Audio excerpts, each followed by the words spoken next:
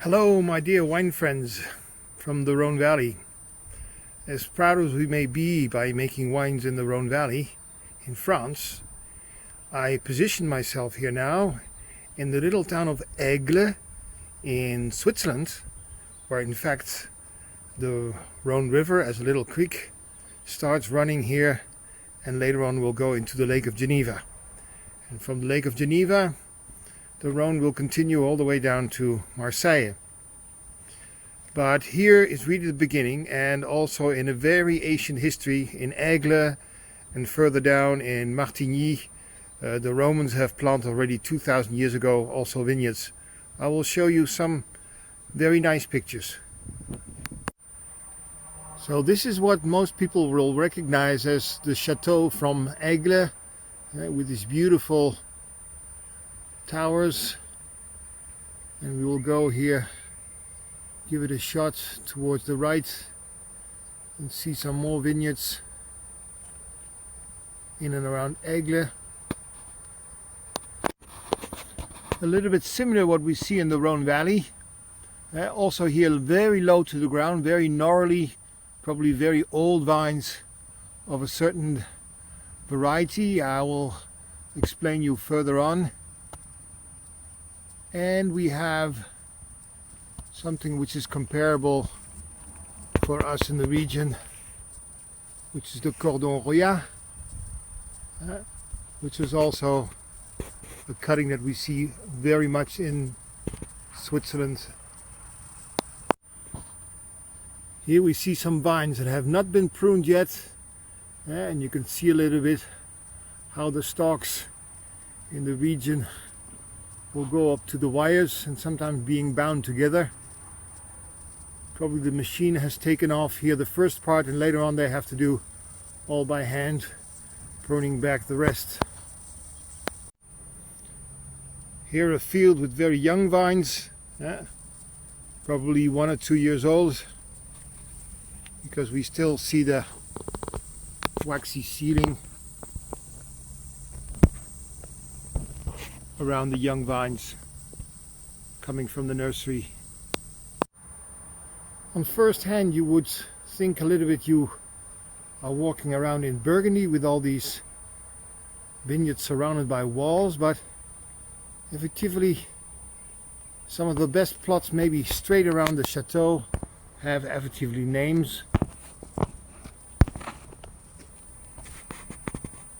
Like here, there's a plot of land where I took most of the pictures from La Bourgeoisie of the Chateau d'Aigle.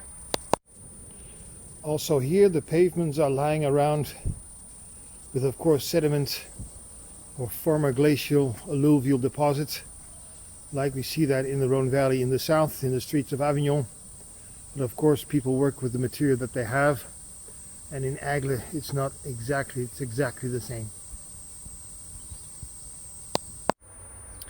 Next to the chateau, also some vineyards with what I would call expressions of also organic farming, because we see that the people leave the grass among the vines for maybe keeping water retained in the soil and giving a little bit more competition against the vineyards. Very nice and green. And once again we take a nice shot on these very steep slopes. Similar to what we see in the northern Rhone. Everything is down on terraces. Switzerland is so picturesque and so famous for its trains, but it just disappeared.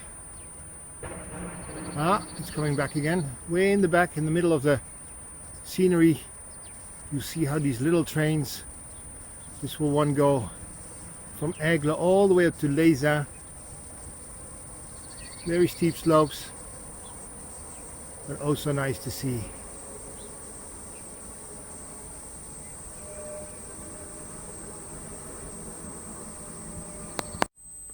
I'm yet finding myself on the inside of the chateau, dating back with the oldest part for the 12th century.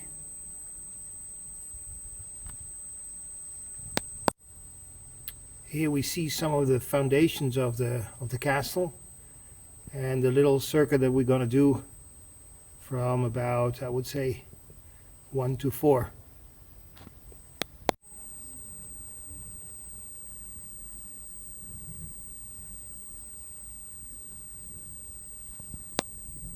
So here we see the first primitive shape of the chateau, going back to the 12th century.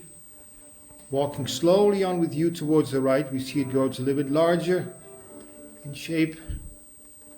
I hope you can follow a little bit the movement of my hands. Here already the chateau is much bigger and getting maybe a little bit into his final shape.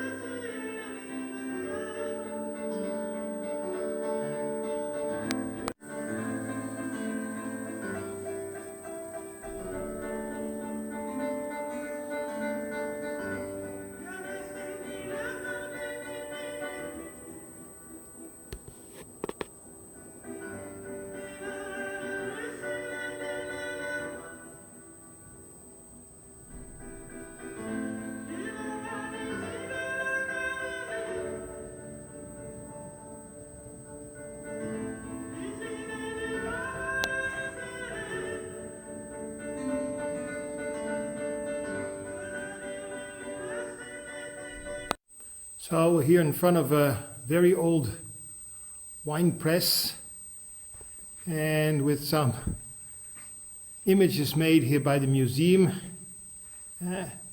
we definitely see how the Romans were making already wine, with at the right the grapes coming in, people literally crushing the grapes.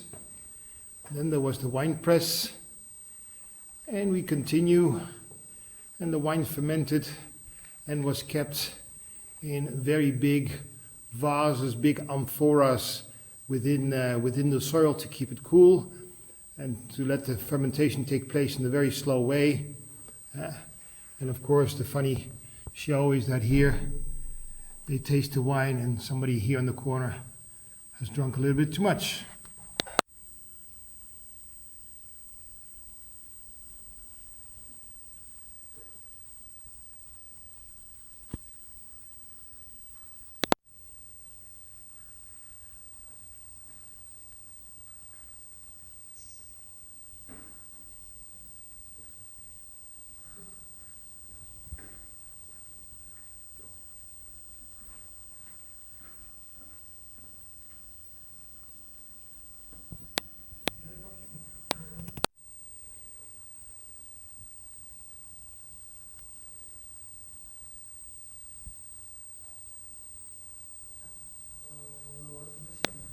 So this was obviously the armory chamber in former days.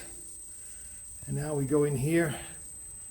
Of course, there's a huge and nice presentation of the wines from the area here. A little bit modern labels here, but it's not so bad. We see very ancient labels from certain times. And now we have seen that the bottles certainly do turn also in a little bit more modern shape. And here an exposition of bottles are made by producers here from the area.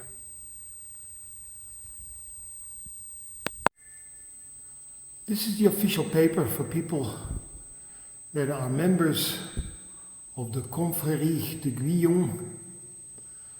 Probably the founders with signatures here at the bottom. And of course they promise them solemnly what they will do in their lives for keeping a good member of this wine order. Here I find myself in the Commander's Hall, the biggest room that I see within the chateau. It's immense, with beautiful paintings along the ceiling, of course, representing old families and old traditions. It's an immense room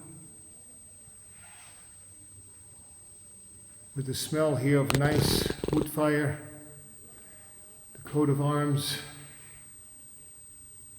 It's all pretty well preserved here. The Swiss do a very good job. They explain here in the chateau nicely by touching screens problems that were in the vineyards early 1900s by the phylloxera, how we multiply vines, what the Chasselas grape does. It's all very nice, well explained.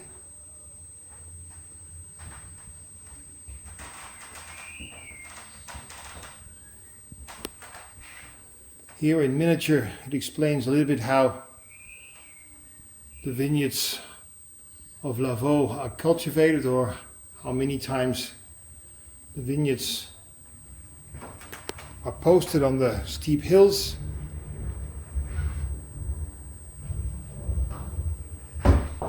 Whoops.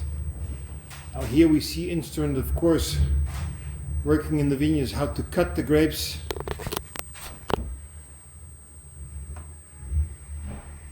Here we see a grape from the inside, and people can learn about a grape, what it has and what it does.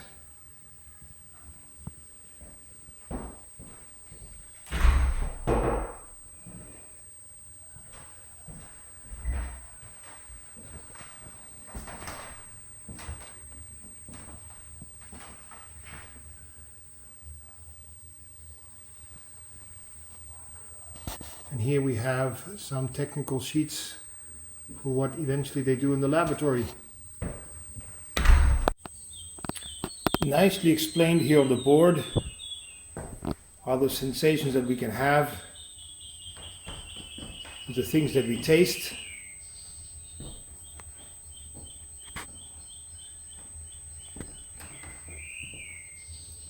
Things that are sweet, things that are bitter, things that had a lot of influence.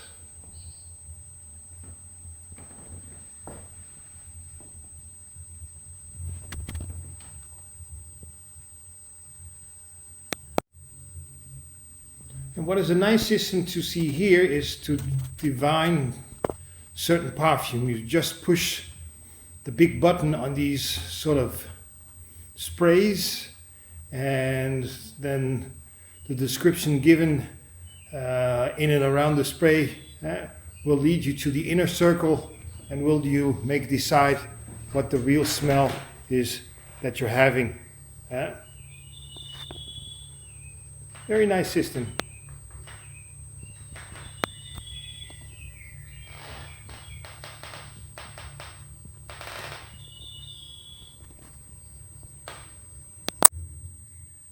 Here a nice display with the descriptions and the intensity of different kinds of reds and how you can describe them.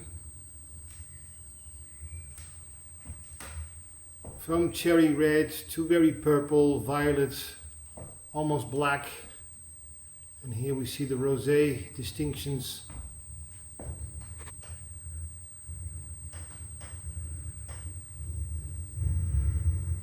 course, we can do this also for the whites.